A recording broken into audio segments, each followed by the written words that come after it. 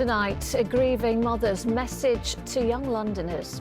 Kellyanne Bokassa was buried today. The 14-year-old was stabbed to death on a bus in Woolwich. His mother told us she wants the violence to stop. I'm very touched by this knife crime violence, youth violence, and I feel that my son has been left down. Yet another young Londoner's life lost to knife crime. Now the London hospital, the first in the country to install knife bins, as stab-related injuries there double in just 2 years. Plus, just saw it come down behind him, hit him on the back of the head. I've been attacked. There's drawn blood. Like a football hit him, it was a boof. I thought, whoa, what was that? dive-bombing hawks in a Hertfordshire village, and the locals who say they are being terrorised. And a touching tribute for the son following in his father's tracks. Good evening. The mother of a 14-year-old who was stabbed on a bus has told ITV News she always feared he would die. Kellyanne Bokassa was killed on a double-decker bus in Woolwich in January, just months after his friend Dejon Campbell was also stabbed to death. It was Kellyanne's funeral today. His mother Marie said she wanted us there so people could see the devastating impact of knife crime on his family, his friends and a whole community. Well, she's been speaking to Kath Opata. It's not the way things usually are. A parent burying their child. I'm experiencing something extremely difficult, and I'm very touched by this knife crime violence, youth violence. And I feel that my son has been left down. We were invited here today to show the grief that violence brings. Aged 14, Kellyanne Bokassa was London's first fatal victim of knife crime in 2025. He died after being attacked on the 472 bus in Woolwich. And at his service today, a police presence to ensure the violence that claimed Kellyanne's life didn't make its way to his funeral. That's where we're at. I mean, that's just where we're at. If people feel fear, you know, they're going to take the measures. You know, we have to take the measures to keep them safe. You know, the parents have to take the measures to keep them safe. But again, we need the support to do this. You're going to stand still, gentlemen. Kellyanne died just 3 months after his friend Dejon Campbell, who was also killed in Woolwich. Since then, Kellyanne's mother feared the same would happen to her son. Oh, I never wanted to think about that. But the last year of his life, how he was, I was always stressed when he left home. When I don't see him, yes, I did think something may happen to him. But I didn't want to. I addressed my concern to the authority, and I wanted to take him away, to get him out of London, but I was not heard. As Kellyanne was laid to rest, unbearable grief. Kath Opata, ITV News, Plumstead Cemetery. Well, Kellyanne is one of 14 people murdered in London so far this year, many of those killed with a knife. Now, at St George's Hospital in Tooting, they say they've treated more than 500 people last year for stab wounds and other knife-related injuries. As a result, they've introduced knife bins inside the hospital with what they're calling terrifying results. I'm joined now by one of the people responsible for getting those bins installed, Sandra Campbell, who is from the charity Words for Weapons and joins us now. Sandra, it's really tough watching what Kellyanne's family have gone through and are going through. But it brings us to the subject of knife crime in the capital, and we're seeing these knife bins being installed in a hospital of all places. I mean, just tell us the thinking behind all that. Well, my condolences to Kellyanne's family, tragic circumstances. Unfortunately, it wasn't my idea to install the bins on the grounds of the hospital. It's actually not inside the hospital, it's outside under a covered area where it's free from CCTV. As you're saying that they've treated 500 stabbings. We usually just hear about the murders. We don't hear about all the people who present to hospital. This bin has been an amazing success. It was something that they thought they would use as a pilot scheme.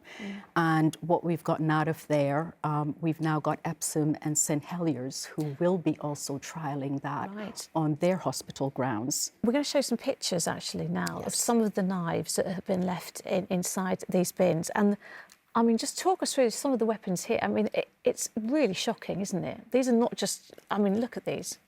Yes, well, I think it's best that when people present at hospital and they know that they're carrying any weapons on them, they don't have to carry it into A&E. They can actually deposit those in the bins. Some of those are the banned weapons that the government had introduced. Yes. And what I'm absolutely passionate about is that it's being used and it's a lot safer for staff, it's a lot safer for patients. And when we do have any kind of stabbings at the hospitals, people can just drop their stuff outside and just go in safely. Treatment, which is what they need. I mean, look, the hospital talks of terrifying results. They're talking about the kind of weapons, but it is terrifying the fact that this hospital alone said that stab-related injuries have doubled in a 2-year period. Now, that is telling us there is still a huge problem, a growing problem, that we don't seem to be able to tackle. We've been talking about knife crime in the capital for years now. I mean, your charity's been going since 2007. What are we getting wrong still? Well, that's the million-pound question, and that's for communities, government, and everyone to work on. It's not just the simple question of what are we doing wrong. It's the message that we're sending out to young people. I'm a parent, and for me, it's a tough gig. A lot of young people seem to think it's not a big deal. It's a massive deal. When someone dies, you can't undo it. And I think that's the biggest message I want to get to young people, that carrying a knife and using it on someone can have irreparable consequences, not just for them, but also for their families. An entire community, as we saw in Cash Report there. Sandra Campbell from the charity Words for Weapons, thank you so much for coming in. Thank you so much for having us. Thank you. Thank you. Well, next this evening, a moped rider who is believed to have killed schoolboy Nathaniel Burrell in Stockwell is still on the run. Today, prosecutors at the Old Bailey said the killer was wanted for what they described as a targeted and premeditated shooting. Our correspondent Simon Harris is outside New Scotland Yard for us. Simon, what else was said today? Lucrezia, it's just over a week since Nathaniel was shot dead on the Studley estate in Stockwell, where he lived. And although 2 people have been charged with his murder, it appears that none of the suspects in custody include whoever pulled the trigger. Omar Prempar, who's 32, the first person to be charged, appeared at the Old Bailey on a video link from Belmarsh today, and it was during that hearing that the prosecution gave more details. There were reports last week that whoever shot Nathaniel was dressed as a motorcycle food delivery courier. Today, the prosecution said that the alleged killer was wearing a crash helmet, gloves, a distinctive orange Just Eat jacket, and was riding a stolen Honda moped. And according to the prosecution, Prempar was the getaway driver in the attack, which lasted just 20 seconds, was both premeditated and targeted. He's due in court again in May. The 17-year-old charged with Nathaniel's murder has a court date on Friday. Just Eat says it's helping Scotland Yard with its inquiries, but there's no evidence to suggest that the killer was an employee. All right, Simon, thank you. Some other news now. 11 people have been injured after a plane from Lisbon to Heathrow had to make an emergency landing. The TAP Air flight was carrying 194 passengers when it was forced to land in Porto because of a smoke alert. Portuguese media are reporting that 9 people have been taken to hospital. The rail union ASLEF is calling for an end to e-bikes being allowed on the tube after one exploded at Rayners Lane station last month. They say if it had happened on board a train, it would almost certainly have led to serious casualties. TfL says it's reviewing its risk assessments with the fire brigade. Next tonight, the family of murdered MP Sir David Amess said they feel betrayed that their calls for an inquiry into his death have been rejected. His daughter Katie met with the Prime Minister this afternoon in the hope that the government would reconsider. The answer was still no, but she told ITV News they were offered a glimmer of hope. Yasmin Bottleby reports. As an MP, Sir David Amess trod the corridors of power, fighting for his constituents for decades. Today, his daughter walked into number 10 to fight, she says, for justice for him. But if she hoped that the Prime Minister would change his mind and order a public inquiry, she came out disappointed. The door was left slightly open, though. If a review doesn't provide answers, she can, he says, come back to him. It just prolongs the heartache that we're going through. Obviously, the best possible scenario would have been a full public inquiry, but I guess we have to cling to that 1% hope that we can get the answers through a different means, and if we don't get those answers, maybe then they'll reconsider. Sir David Amess was stabbed to death in Southend in October 2021. His family say they still need answers as to how Ali Harbi Ali was free to calmly travel to his constituency surgery.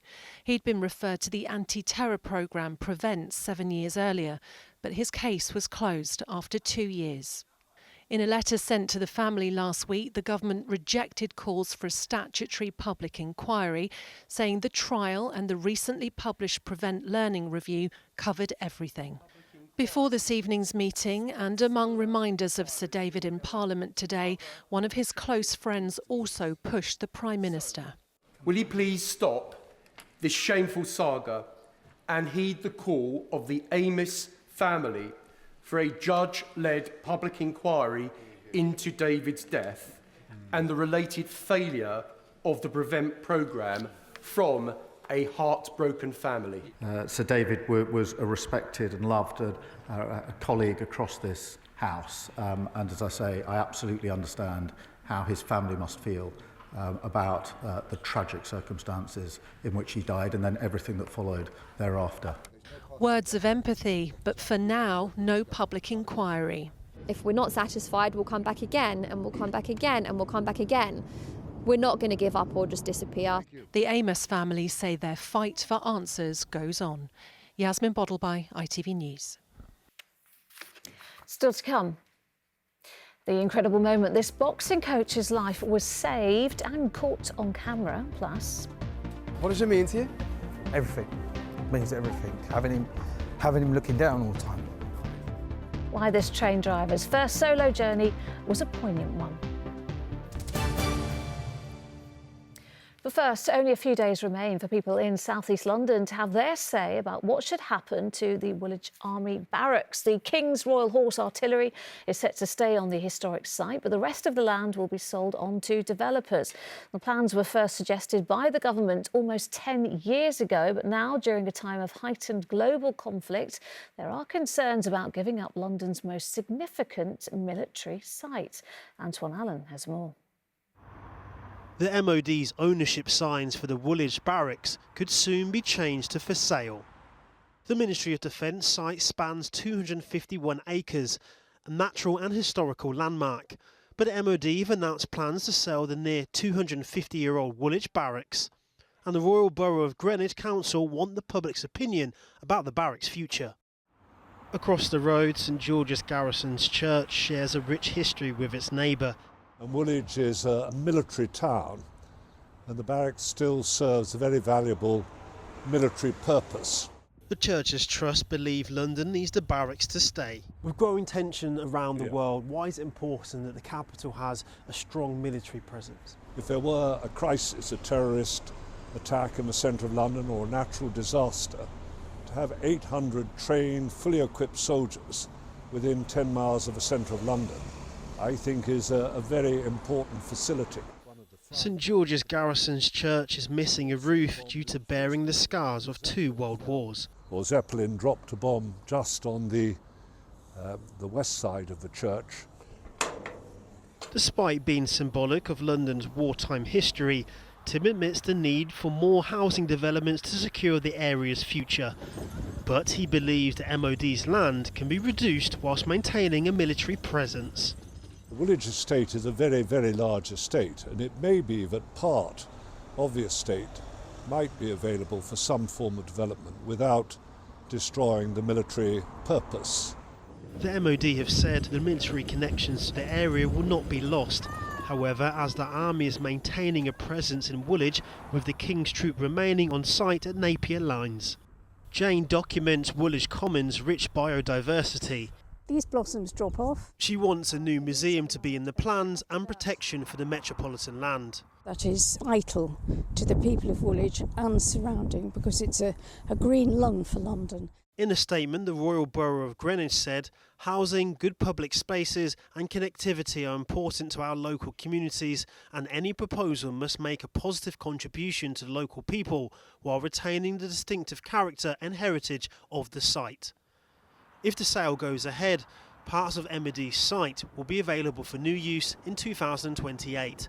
The public have until the 17th of March this year to tell the council their thoughts on the sale. Antoine Allen, ITV News. Now, people living in a quiet village in Hertfordshire say they are being terrorised by a hawk. Tall men are most at risk, but it seems no one is safe from the bird of prey, with more than a dozen attacks reported in the last few weeks. Police say they're working with local experts to deal with the bird safely as they try to work out where it came from and why it's happening. From Flamstead, Helen Keenan reports. The case of the homeless hawk swooping on unsuspecting locals. They don't know where it's come from, but it's now living in what looks like the setting for a Miss Marple mystery. This quaint Hertfordshire village is under attack. The chap was delivering leaflets, and I just saw it come down behind him, hit him on the back of the head, and there was claret, and yeah, he was a bit shaken up. Paul had been doing the gardening when he became the bird's prey. I was wheeling my wheelbarrow across the garden and he hit me on the back of the head. It was like a football hitting me. It was a boof. And I thought, whoa, what was that? And looked up and there he was, just there. Quite incredible. How are you feeling? Well, it was a real shock. I heard about it, but when it hit me, I thought, whoa, but he's so silently. He doesn't let you see him coming. He comes from behind. Very sneaky. And he drops down low and he swoops in, poof, and off he goes again. Hi Leslie, I'm just giving these to the villagers. It's about the hawk, and just to explain to people what to do and what not to do. Some are fashioning protective headgear for when they venture out. Those seeking safety have signs directing them towards it on the pub window. I heard that the birds attacked again this morning. I came in on Saturday night for like a party going on, and that's what everyone was just talking about. I've been attacked, I've been attacked. It's strange, yeah. There's not really many like birds of prey around here typically that I have to worry about. Bizarrely, it's apparently tall men that have been targeted. Now, locals here say that's because they believe the hawk is a female and may have a nest nearby. The local zoo told us it isn't theirs. Law enforcement are on patrol, and a specialist falcon has been enlisted to catch it humanely. People are starting to be a bit scared of walking around the village. There's probably been about 20 or so attacks, but it's obviously been in captivity. It's got some little leather thongs hanging from its legs, and they're trying to trap it, and once it's trapped they'll be able to find out where it's from. Some feel worried, others inspired, turning the hawk into a tale. But here in Flamstead, the only talk is the terror caused by the homeless hawk. If you are tall or considered big, remove your toupee, hide your wig. Surely this is too good to be. Our homeless hawks is on ITV. The hawk remains at large, and the mystery of how it got here still unsolved. Helen Keenan, ITV News. Now, boxing coach John McKenna was holding a children's sparring session in New Cross when he collapsed. Within seconds, the club's founder, Patrick Harris, had leapt into the ring and begun CPR, keeping John alive until emergency services arrived. Well, today, 2 weeks later, they recounted that incredible fight for survival. Rags Martel reports. What you're about to see isn't an easy watch, but it is a story of survival. This was the moment of collapse when John McKenna began the fight of his life, but was saved by his friend and CPR. After about a minute, I started to feel really breathless. And I just remember going over to the ropes and going, "You'll have to excuse me a moment. I'm feeling rather unwell." And next thing I know, everybody's in there first aiding me. Got into the ring, went over to him and had a look, could see there weren't much breathing going on. And then it just completely stopped. His face started to change colour, went straight into CPR and done between 25 and 30 pumps. And then he started to breathe, heavy breathe, like hard breathing. You know, I died, and Pat had saved my life. The training session had begun like any other at the Double Jab gym in Deptford, a coaching session for kids just 15 days ago.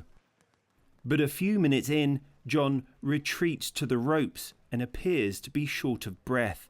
He is unsteady, first dropping his gloves, then visibly wobbling, until he drops to the canvas. Incredibly, the children continue to box for another 60 seconds until adults arrive and the ring is cleared. How important is CPR and the knowledge of it? It's very important. If you've got that knowledge, you've got a chance of saving someone's life, and that's the best prize of all. It's not difficult to learn CPR. I think a lot more people should be taught it. An ambulance eventually arrived, taking John to King's Hospital, where he was treated for a calcified heart valve. As well as a long boxing career, John McKenna is also an established actor, appearing alongside Tom Hardy in the film Legend, and more recently can be seen in the Netflix series Boxer. How grateful are you for Patrick? You know, Pat saved my life. I'm just glad he's here. Glad you're here. Likewise. I'm glad he was there for me. And like every great boxing champ, John is getting back in the ring, showing some of the greatest victories aren't just about winning, but about survival. Yeah. Rags Martel, ITV News, Deptford. Amazing. Now, the 12.06 to Dartford was not only on time today, it held particular significance for train driver Lee Doggett. His first journey since qualifying, and an emotional one. His father was a train driver before him, and after his death 8 years ago, it was Lee's dream to follow in his tracks. Well, he did it today with the rest of the family watching, and a surprise too. Here's Jay Akbar. Of all the trains cancelled out of Charing Cross today, the 12.06 to Dartford wasn't. It'll be the first Lee Doggett takes out as a newly qualified driver. You've got people's lives in their hands by bringing them to work, school children's on days out and things like that, and tourists that just want to come round. So being part of that is something that is extra special. His father, Alan, was a South Eastern driver for years, and the reason Lee became one. To be able to continue something that my dad started for the family is great. He didn't just care about the company, he cared about everybody. Sadly, Alan died in an accident abroad in 2017, but his family and colleagues wanted him to be here somehow. Lee didn't know, but they made sure this train coming in, the 12.06 to Dartford, was Alan Doggett's train. It's literally got his name on it. What does it mean to you? Everything. It means everything. Having him looking down all the time. Mate, I'm sure you're going to do him proud. Yes, hopefully. Hopefully. I can see you taking your notes. I am. I have to do all the bits whilst I'm still walking. So, yeah, try my best. If anyone understands, it's his sister Cheryl, who works for the railway too. My dad would be amazingly proud. As we are. Please take your time. He knew how much Lee wanted to be a train driver. So the fact that he's managed to do it without my dad here is a big deal. And he'd be happy to know the tradition is safe for another generation at least. Grandad was a great train driver and I learned a lot from him, and I just love him so much that I just want to be a train driver. Lee, how do you feel being in here? Like I was meant to be here, to be honest. It does. I'm ready to go. As the 12.06 to Dartford departed, we can report good service on the Doggett family line. Jay Akbar, ITV News. Sally's here. Now, Sally's got cold again, which is confusing, and not just for us. No, do you want to see something really cute? Yes. Look at these gorgeous pictures of a little hedgehog. One of my colleagues filmed this. It's come out of hibernation because it was so mild last week, but now it's gone all cold again. It's probably going to be thinking, do you know what? I'm going back in the under the shed again. I know the feeling. I know, poor little thing. But anyway, word on the street. Well, yes. Word on the street. Weather word is that it's going to finally warm up again middle of next week. So stay tuned. But for now, still cold. Here we go.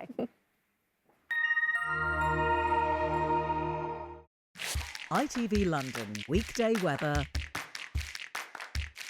is sponsored by Octopus, the renewable energy company. Hello again. I hope you had a lovely Wednesday, halfway through the week. And look at that. What a beautiful way to start it. Well done, Sue. So tomorrow, very much like today, occasional showers around, hints of sunshine. Similar story for Friday as well. But we still have cold nights with some frost around on some of the mornings in some areas. So let's take a little look at the detail for you. Tonight, still a few showers to come through, which might be a bit wintry, but they do fade away generally. And we've got some bits of clear sky overnight with that cloud breaks up. So it's going to be another really chilly one, close to freezing, but a lot of us staying above it. So any frost is likely to be pretty patchy first thing tomorrow morning, but it's another coat, gloves, scarf and hat start to the day. And a similar setup, you've got some showers moving through. Some of them might have a bit of sleet or hail, but plenty of dry weather in between. Hopefully a little bit of sunshine glimmering through from time to time, just helping things because it's another cold day. Highs of just 6 to 9 degrees. And again, if you're caught in that breeze, it'll just feel that bit chillier as it's coming down from the north. Now for tomorrow evening, still those showers creeping in. Once they fade away, we've got a really cold one in store, possibly a higher risk of frost as we head on into Friday morning. Friday itself, same again. Occasional showers, plenty of dry weather in between. And then for Saturday, high pressure starts to build a bit more. So looking quite settled for the weekend at the moment. Saturday, probably the slightly brighter of the 2 days. And the other thing to note are the temperatures. They are nudging upwards, so a tiny bit milder for the weekend. That's it. Have a great evening. I'll see you later on. Cheerio. Octopus Energy sponsors ITV London weekday weather. Thanks, Sally, and that's it from us. Up next, Mary with the evening news, but from all of us on the London team, bye-bye. Have a great evening.